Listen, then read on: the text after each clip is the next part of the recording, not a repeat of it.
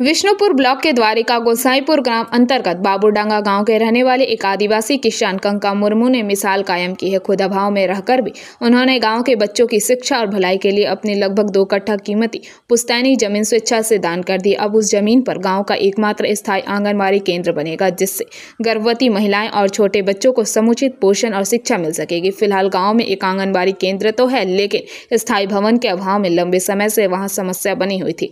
कक्षा 2 तक पढ़े कंका मुर्मू के पास कुल 5 बीघा जमीन है। उसी पर खेती कर वे किसी तरह अपने परिवार का गुजारा करते हैं, जिसमें उनकी पत्नी सूरजमणि मुर्मू उच्च माध्यमिक पास, बेटा बुद्धदेव मुर्मू और 10वीं में पढ़ रही बेटी श्यामली मुर्मू शामिल है। गरीबी के कारण उनका बेटा आगे कॉलेज में नहीं जा सका और अब अपने पिता के साथ खेती में हाथ बटाता है। पत्नी कभी घर के काम संभालती है तो कभी अपने या दूसरों के खेतों में मजदूरी करती है। उनका मिट्टी का पुराना 2 मंजिला मकान जर्जर हालत में है, जिसमें मवेशी भी रहते हैं।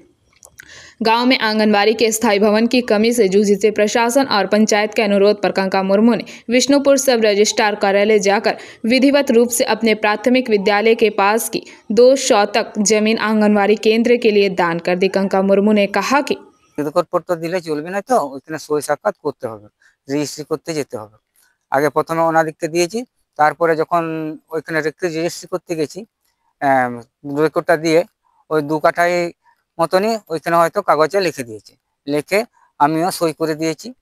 তারপর ওইখানে আমাকে জিজ্ঞাসা করেছে একটা স্বচ্ছাচায় দান করেছেন, হ্যাঁ স্বচ্ছাচায় দান করেছি।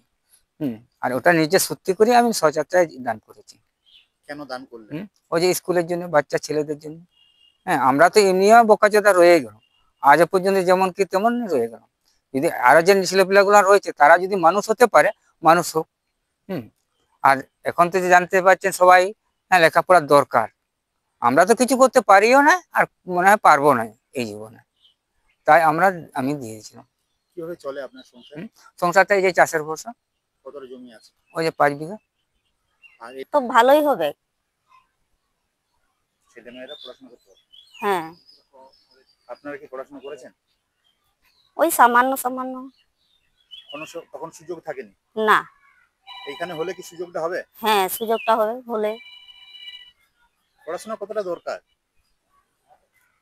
পড়াশোনা তো আমাদের বাচ্চারা তো করলে তো ভালোই হবে। কাছে সেন্টার হলে আরো হ্যাঁ, ভালো। কাছে বলবেন। আমরা তো আমাদের এই মুহূর্তে তো কিন্তু ভালোই লাগছে, মানে স্কুল যেহেতু আমাদের সে পরিমাণে পাশাপাশি সেরকম বড় সড়ো স্কুল নেই, যেহেতু মানে এই হিসেবে কিন্তু আমাদের গ্রাম প্রতিবেশী হিসেবে কিন্তু ভালোই লাগছে। আরো যেত ভালো বড় স্কুল যেটা হয় এই পরিমাণে আমরা উচ্ছ্বসিত, আমরাও দান করেছি। আইসিডি সেন্টারের জন্য তুমি দান করেছো? ICD centre. আপনাদের এলাকার কি বাচ্চারা কোথায় আইসিডি সেন্টার কোথায় হতো? মানে একটু ছোট্ট ঘর আছে, ওইটাতেই হতো। স্কুলেরই? হ্যাঁ, স্কুলের একটা রুম ছাড়া ছিল। সেইভাবে আমি একটাই তোমায় দিতে পারবো যেখানে নাই।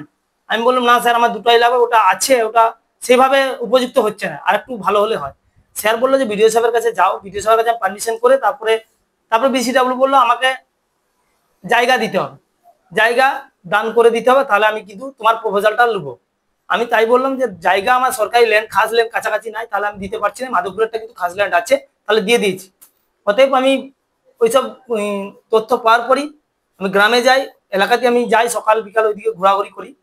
আমার যারা ওখানে প্রতিনিধিত্ব করে তাদেরকে বললাম যে এরকম একটা তো তোমাদের আমি একটা আইসিডি সরাবো, তাহলে জায়গা একটু দরকার, সরকারকে করলে সরকার তো জায়গা চায়। তো ওরা আমার কথায় রাজি হয়, বলছে তাহলে আমার কাছে 2 দিন টাইম দেওয়া হোক।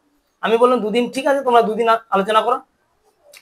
আর গ্রামে বসেছে, গ্রামের মধ্যে নিজেদের মধ্যে যে কঙ্কারম্বু, সেও একজন অসহায় আদিবাসী পরিবার, সে গ্রামের একটি মুখ্য এই মুহূর্তে। बांकुड़ा से अनुप्राय की रिपोर्ट, PBTV न्यूज।